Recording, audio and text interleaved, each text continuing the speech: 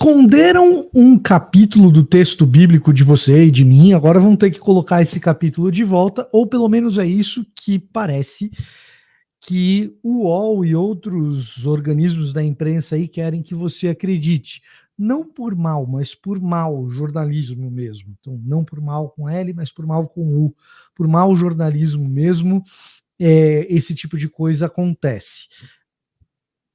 Parece que descobriram um capítulo escondido da Bíblia. A notícia tem esse título, a verdade não é essa. E hoje a gente vai falar disso, de mau jornalismo, vai falar de, cara, como o texto bíblico em português chegou na sua mão do jeito que ele é e o porquê que, enfim, você pode confiar no texto que você tem na sua mão diante de notícias como essa, que de modo sensacionalista vão dizer para você que alguém apagou mensagens do texto bíblico, tirou umas partes aí e agora a gente precisa consertar. Vamos consertar a Bíblia. É isso mesmo? Será?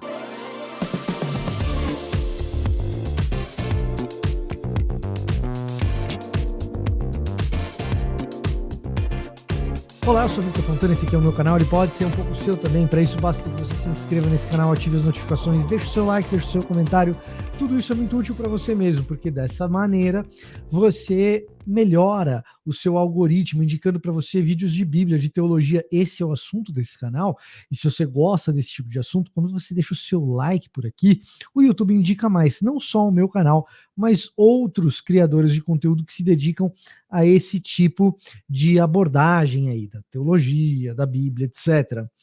Hoje a gente vai tratar do mau jornalismo. De maneira geral, não é só o UOL não, tá? Isso daqui tá na imprensa internacional mais ou menos do mesmo jeito. Gente querendo dizer que, olha só, cientistas descobrem capítulo oculto da Bíblia escrito há 1500 anos. Se você... deixa eu fechar essa publicidade aqui. Tá louco? Fica tirando a minha atenção. Eu não consigo. O que é isso aqui? Ó? Entre para o time do rei, tem as melhores cotações. Não quero entrar para o time do rei, ter as melhores cotações. Cientistas descobrem capítulo oculto da Bíblia.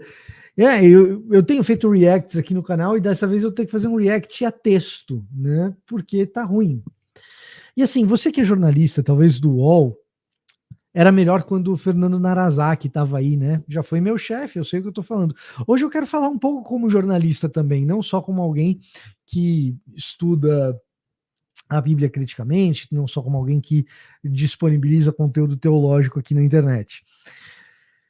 Como jornalista, eu sei o que você que está aí no UOL passa. Eu sei que a notícia chega da agência e não dá tempo de mexer na notícia, de apurar direito. Na verdade, o que você faz é dar um tapa no texto para dar uma melhorada e já publica. E provavelmente foi isso que aconteceu, né?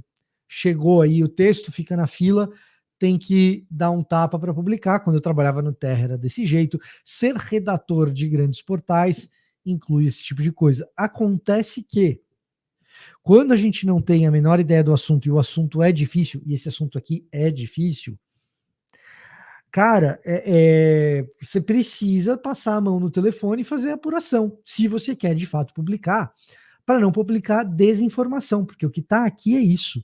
O que está aqui é alimento, vitamina para quem gosta de teoria conspiratória, aquele povo que diz: tá vendo só, corromperam a Bíblia para me enganar, a Igreja Católica corrompeu a Bíblia na Idade Média e tudo mais. Eu, como protestante, até, quem sabe, tivesse o interesse de que isso fosse verdade, mas não é. Não é. A Igreja Católica não fez isso. E não escondeu um capítulo da Bíblia aqui, não, como essa matéria quer sugerir. Agora, para a gente entrar no detalhe, para ver o que essa matéria está falando e tentar entender do que se trata e mostrar que não, ninguém tentou esconder nada, mas que esse assunto é sim um assunto interessante que vale a pena discutir, a gente vai ter que ler a matéria. Eu vou colocar essa matéria num PDF aqui do lado, só para não ficar passando pelas publicidades. Ó, eu fechei aqui as publicidades, né? Aqui está a matéria, mas a publicidade fica me tirando a atenção, então eu vou ler junto com vocês num PDF aqui, tá? Mesma matéria, ó. Mesma matéria do UOL, só que eu fiz um PDFzinho com ela, né? Cientistas descobrem capítulo oculto da Bíblia escrito há 1500 anos. Preste atenção nessa fotinho aqui em azul, que ela vai ser importante. Essa imagem em azul aqui, ela diz bastante para a gente. E para entender do que se trata e onde estão os erros, é bom a gente ler a matéria.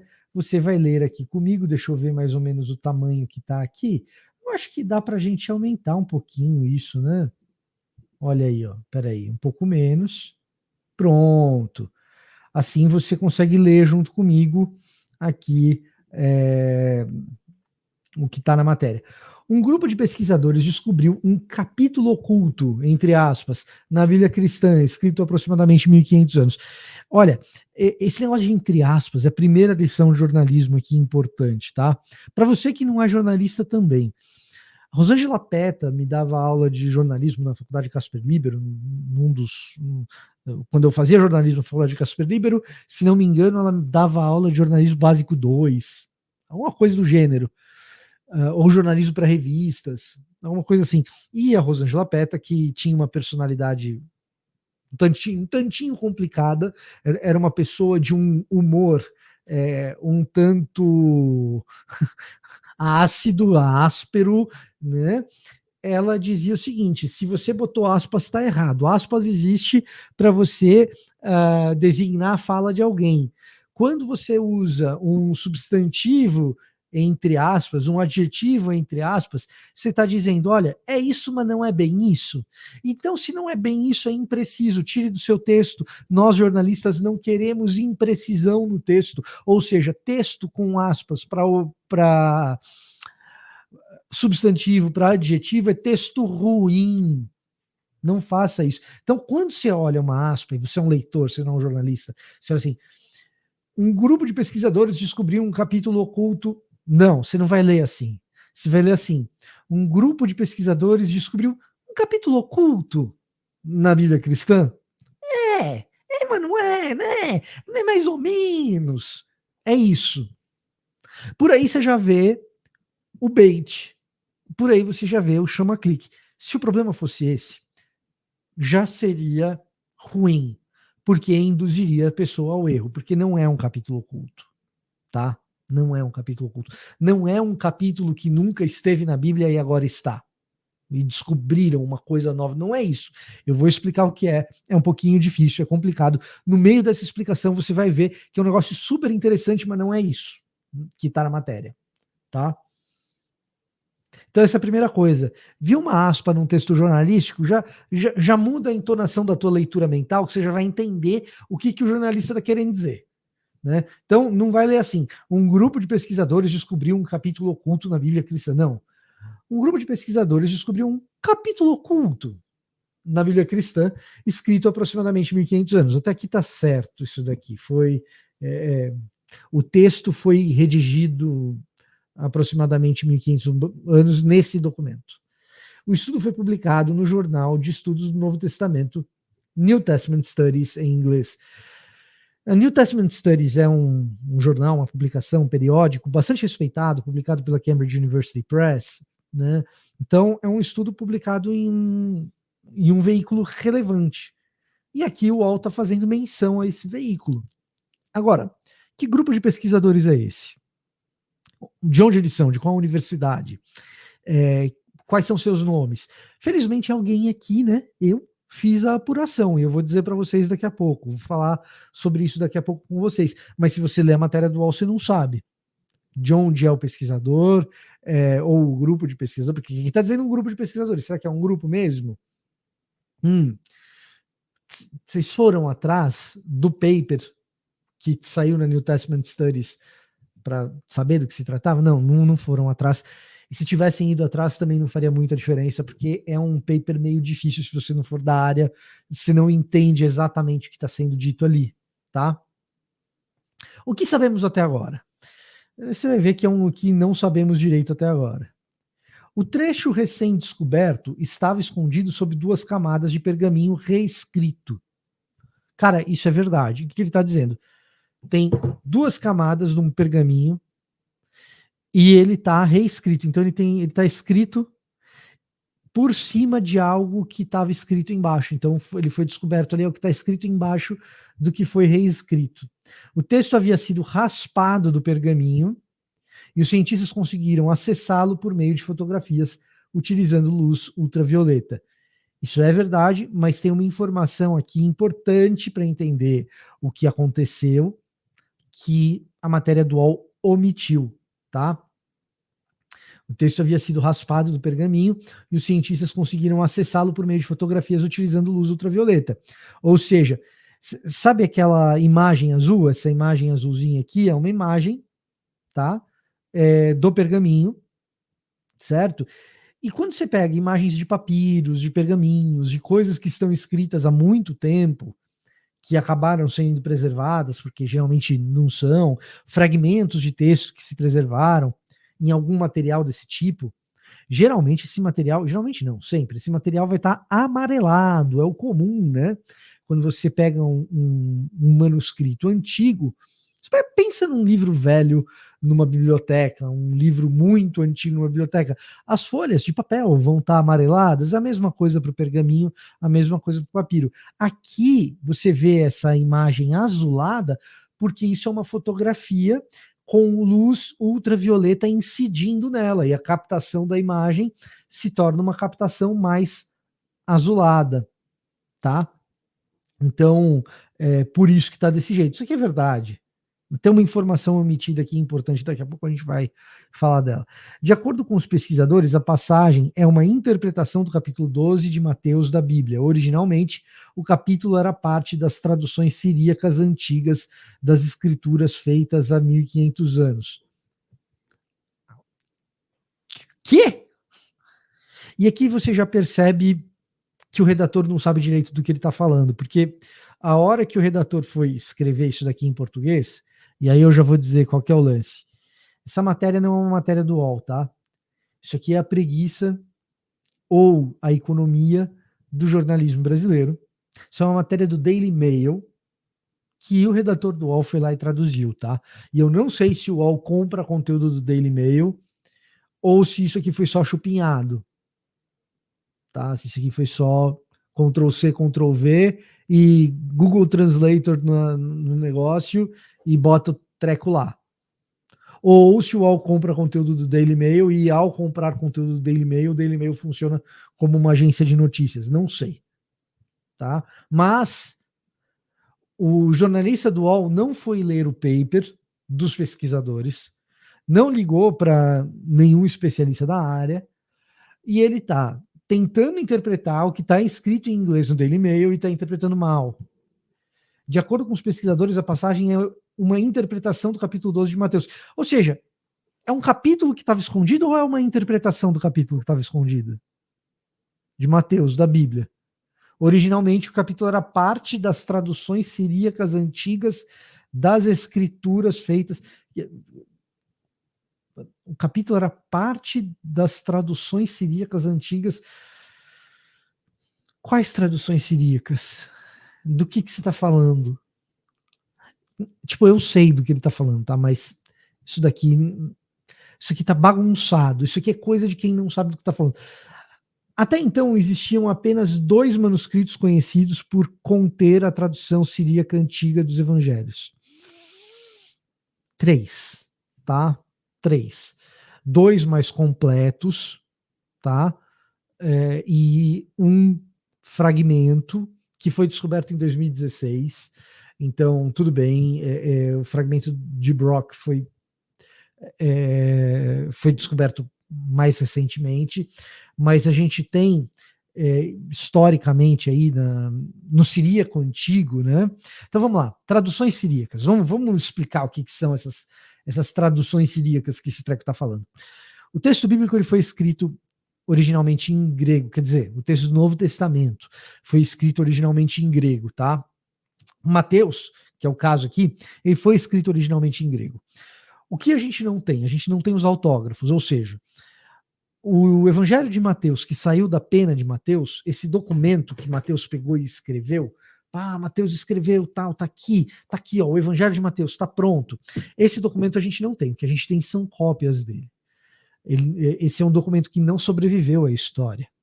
E, aliás, de nenhum dos textos bíblicos a gente tem o texto autógrafo. O que nós temos são cópias. E, na maior parte dos casos, fragmentos de cópias desses textos. Esses fragmentos, no caso do Novo Testamento, tá? Eles podem ser datados aí do 2º século, do 3º século, do 4º século. E alguns dos mais importantes são do 5º século em diante, sabe? Quando a gente pega a Bíblia em português, o que a gente está lendo? A gente está lendo uma tradução para o português que foi feita, no caso do Novo Testamento, a partir destas cópias escritas em grego. Beleza? Essas cópias escritas em grego, elas foram traduzidas para outras línguas na antiguidade e no começo da Idade Média. E é o caso do siríaco. O siríaco era uma língua falada no Império Romano por alguns povos, tá? E esses alguns povos, quando se convertem ao cristianismo, se tornam interessados no texto do Novo Testamento e surgem, então, versões do Novo Testamento muito cedo na história, traduzidas para o siríaco. A primeira delas, mais importante talvez, seja o Diatessaron, de Taciano, no ano 170, é a mais antiga. Tá? E o Diatessaron traz os evangelhos. Depois disso, a gente vai ter no siríaco, que a gente chama de siríaco antigo, 2 documentos correspondentes aos evangelhos, tá? E além desses 2 documentos, a Peshitta. Os 2 documentos que a gente está falando aqui, traduzidos para o siríaco, são esses 2 que a matéria está dizendo, ó, existiam, até então existiam apenas 2 manuscritos conhecidos por conter a tradução siríaca antiga dos evangelhos. Um na Biblioteca Britânica em Londres e outro descoberto no Mosteiro de Santa Catarina, no Monte Sinai do Egito. Monte Sinai, no Egito. O novo manuscrito foi encaminhado para a Biblioteca do Vaticano? Não. Tá? Não. Esse manuscrito já estava na Biblioteca do Vaticano, ele só não era, até botarem luz ultravioleta nele, ele só não era conhecido como um texto em siríaco. E eu vou mostrar isso para vocês daqui a pouco. Então, daqui a pouco eu vou mostrar esses documentos para vocês. Essa foto da matéria, ela está disponível para quem quiser acessar na Biblioteca Digital do Vaticano. E aí eu vou explicar para vocês exatamente o que era o documento e como foi descoberto esse siríaco aí, tá? Daqui a pouco a gente vai entrar nisso.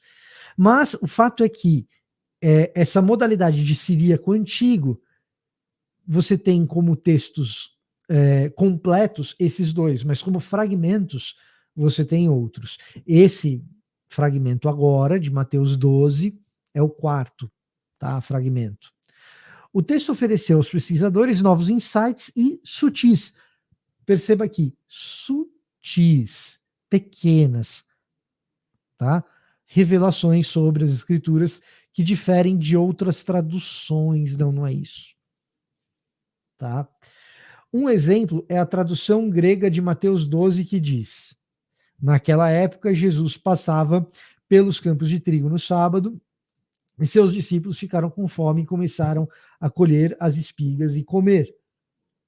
Tradução grega de Mateus 12, uma pinóia. A língua original é grega, então não está traduzido para o grego. Tá? A língua original é grega e, portanto, a gente não está falando aqui de uma tradução.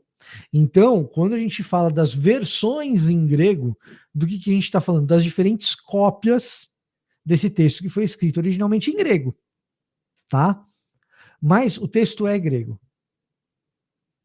Não é traduzido para o grego. Tá?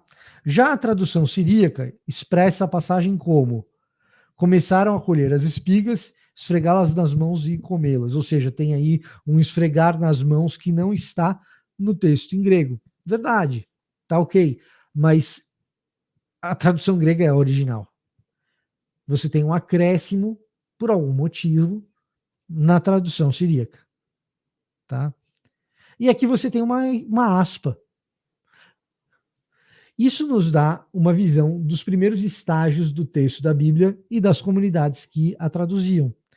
Nos dá uma primeira visão dos primeiros estágios do texto da Bíblia é o seguinte, nos dá uma visão do que estava acontecendo ali no começo das traduções, mas não do texto bíblico em si, e das comunidades que a traduziam, isso principalmente. Por quê? Porque são comunidades que leem em siríaco e que precisavam dessas traduções.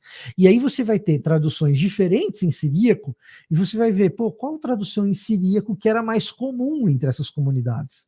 E de repente você descobre uma nova, e se fala, pô, isso daqui é relevante para eu saber a respeito daquela comunidade. Disse Garrick Allen, professor sênior de estudos do Novo Testamento. Professor sênior é tipo um titular de cadeira, tá? Senior professor na Universidade de Glasgow, ao tabloide Daily Mail, né? Garrick Allen, será que foi um dos caras que participou do estudo? Essa é uma pergunta relevante. E a verdade é que não, tá? A verdade é que não. Eu vou colocar aqui algumas outras coisas para a gente entender um pouco melhor, mas toda a discussão aqui é a respeito do seguinte, tá? Traduções para o siríaco. Lá atrás, na antiguidade, quando no Império Romano algumas pessoas liam em siríaco, se interessaram pelo Novo Testamento, então o texto foi traduzido para o siríaco. Você tem o Diatessaron do Taciano, do ano 170, não é uma versão muito difundida, e aí você tem o que a gente chama de Vetus Sira, tá? E você tem o que a gente chama de Vetus Sira, as versões em velho siríaco, que são essas duas que a matéria estava mencionando.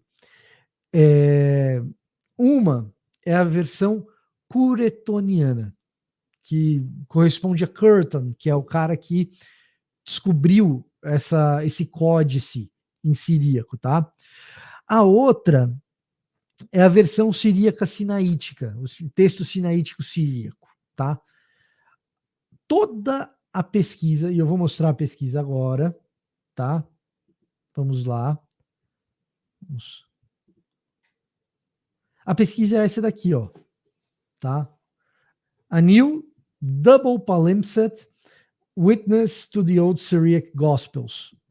E aqui tem esse Vat Iber 4, folhas 1 e 5, que essa informação é super importante para entender o que está acontecendo aqui. É super técnico esse assunto, tá? Quando você fala que é Vat Iber, isso significa Vaticano, ou Vaticanum, Iber, Iberice, ou Iberite, que significa que está em uma língua ibérica. Esse documento aqui não está em siríaco. Esse documento está numa língua ibérica. Qual que é a brincadeira? O texto já estava catalogado na Biblioteca do Vaticano. E o texto, ele é este aqui que eu vou compartilhar agora. Vamos compartilhar a página. Tá vendo o amarelinho aqui? Tá vendo esse amarelinho aqui? Tá vendo as letrinhas todas muito bonitinhas, bem caligráficas, né? Parece caderno de caligrafia, com variações em preto e vermelho, texto organizadinho aqui. Quando você olha para texto organizadinho desse jeito, isso é marca de texto recente na Idade Média, não de texto muito antigo. Na Idade Média, você começa a ter esses textos escritos em pergaminho, escritos em papiro, com muito cuidadinho, caligráfico e tal. Se você pega os textos do Novo Testamento mais antigos, em grego principalmente, você vai ver que não existe espaço entre as letras, são só, muitas vezes, letras maiúsculas, o texto não tem uma preocupação caligráfica grande, e além disso, essas letras que estão aqui, elas denotam uma língua ibérica, da região da Espanha. Então, esse texto aqui, ele não é um texto de 1500 anos, ele é um texto mais recente. Ele é um texto mais recente, escrito em ibérico, e ele estava lá, entre as coleções de textos ibéricos lá do Vaticano. Então o Vaticano tem um monte de coleções de textos antigos. Esse aqui é o de número 4. Existem vários, tá? E ele estava lá. Só que alguns pesquisadores perceberam que atrás desse texto em ibérico existiam inscrições de outro texto. Por que tinham inscrições de outro texto? Porque isso é extremamente comum. Como o pergaminho ele é uma matéria-prima cara, então você muitas vezes apaga o que estava lá antes para escrever em cima depois, você reaproveita o material. E o que estava lá antes? O que estava lá antes era o texto siríaco. E aqui a gente vai ver a diferença, tá? Bom, aqui nós temos mais um texto ibérico, tá? E vamos para a mesma página, agora iluminada pelo ultravioleta. Eu não sei se você vai conseguir ver na definição que você tem aí no celular. Eu vou ver se é possível aproximar aqui, mas aqui com a luz ultravioleta, você vai perceber que existe na direção transversal, de baixo para cima agora, ó, um outro texto por trás, tá bom? Então, percebe que tem umas letrinhas meio apagadas atrás dessas letras pretas bem que estão em ibérico. Essas letrinhas por trás estão em siríaco e é texto bíblico, que foi apagado para escrever em ibérico. E ali você vai encontrar Mateus capítulo 12. Então, qual que é a história? O texto estava escondido. Era um capítulo, capítulo 12 de Mateus, que estava escondido. Acharam um texto escondido da Bíblia. Onde? Atrás do ibérico. Em que língua? Em siríaco. Ah, mas esse capítulo não tinha na Bíblia? Claro que tem, é Mateus 12. Pegadinha do malandro. O repórter não fez isso por mal. O repórter fez isso por causa de uma frase do Caio Túlio Costa, que também foi meu professor na Casper Libero, jornalista, ombudsman da Folha de São Paulo, que ele dizia o seguinte pra gente, também um sujeito de personalidade forte, difícil de lidar, mas ele dizia o seguinte pra gente em sala de aula: o texto jornalístico, nenhum texto jornalístico resiste ao olhar do especialista. E quando eu olho um texto jornalístico desse, eu sei o que está acontecendo. Ninguém escondeu de você o capítulo 12 de Mateus. Ele está aqui, ó. Olha o capítulo 12 de Mateus aqui, ó. Tá aqui, ó, na Bíblia Online. Pode ler à vontade. O que você vai ter é uma diferença de tradução, que o tradutor para o siríaco lá traduziu de um determinado jeito. Tá? Mas é isso. E aqui você tem outros exemplos disso que a gente acabou de fazer. Olha o texto ibérico aqui, tá? E você percebe uns rabiscos meio apagados aqui por trás. Joga a luz ultravioleta. Opa, esses rabiscos ficam mais nítidos. E aí o cara consegue perceber que o que está aqui atrás é siríaco. Basicamente é isso que está acontecendo. E aí você tinha um capítulo escondido, entre aspas, atrás do texto ibérico. No caso aqui da revista, né, da New Testament Studies, o autor do estudo não é um grupo de pesquisadores, é o Gregory Castle, é um cara que publicou na New Testament Studies, tá? Tá aqui o nominho dele, Gregory Castle. O nominho dele tá aqui embaixo do título do artigo. Além disso, ele explica qual que é a relevância do artigo na introdução. Felizmente, esse artigo ele está disponível inteiro, ó, tá vendo? Eu li o artigo todo, tal. Olha aqui como estão as passagens em siríaco que ele identificou, bonitinho, tudo mais, as comparações em colunas, ó que legal. Ele fez todo esse trabalho e ele explica aqui na introdução a relevância do trabalho, porque na introdução, no abstract, né, no resumo do trabalho, você tem a relevância do trabalho. A relevância dele é demonstrar que essa versão do siríaco antigo de Mateus capítulo 12, e na verdade é do final do capítulo 11 e do até metade aí do capítulo 12, a relevância disso não é que tinha um capítulo escondido da Bíblia. A relevância é que esse capítulo muito antigo concorda mais com a versão curetoniana do que concorda com o sinaítico. É isso. Tem um baita interesse legal para quem é técnico da área e está querendo compreender os cristãos siríacos do século V, do século VI. Agora, não tem nada de capítulo que esconderam de você. O que fizeram com você foi te enganar e te dar argumento para teorias conspiratórias. O que fizeram com você foi dar argumento para você imaginar coisas que não existem. Se você quiser ler depois, o artigo foi publicado no mês passado, no dia 8 de março de 2023, pela Cambridge University Press, na New Testament Studies. Está aberto para quem quiser ler. O Gregory Castle tem Twitter, você pode ir atrás dele e perguntar para ele tudo isso que eu te falei. Você pode ir no Twitter do Gregory Castle. O Vitor falou que é isso, é verdade. Né? Ele vai confirmar para você. Eu li o artigo, eu sei do que se trata. Né? E, cara, menos Indiana Jones, mais seriedade. Manda um repórter seu para um sítio arqueológico. É de graça, eles nem cobram. Manda um como voluntário para passar uma temporada e depois ele fica como redator ali na redação. Vai ter as aulas lá em sítio arqueológico, em Israel, no Oriente Médio e tal. Deixa ele 2 semanas, aula intensiva. Quando ele volta, ele já não repete essas bobagens. Tá? Esse era o meu recado para hoje. Pode confiar no seu tradutor não está te enganando, não. Eu vou ficando por aqui. Até a próxima.